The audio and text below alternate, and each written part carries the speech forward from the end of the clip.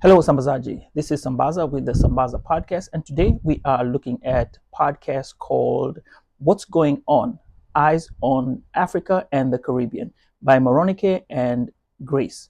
Now, this particular podcast was interesting because I'll probably call it a diaspora podcast.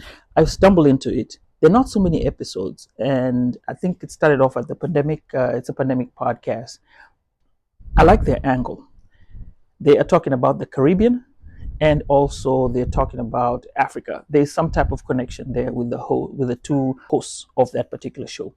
I like this podcast. It is a great podcast. However, when you look at the podcast, you notice that it has few episodes. These were some of those podcasts that started around the pandemic and didn't get to last as long as we had wanted them to.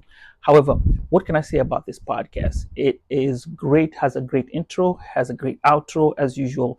You can't beat it when it comes to listening to that music that they use.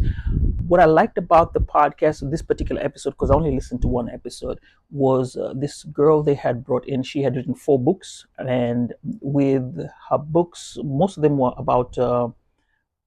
It was great stories about her life. However, first book had started due to some issues that she had with trauma, and she had started the book after she got divorced. What will I do with the podcasts that are remaining? I will listen to the podcast remaining. Moronike and Grace, I don't know what's happened to the podcast. I'm hoping that you guys will continue doing more podcasts or revert back to podcasts. We don't know. Work-life balance. However, what I will say with this podcast with Sambazaji, please go listen to this podcast. I like the stories, the story, one, and I'll be listening to more because I am now intrigued about how they're doing their podcast and what styles they were using. It's a learning experience for me personally as I listen to their podcast.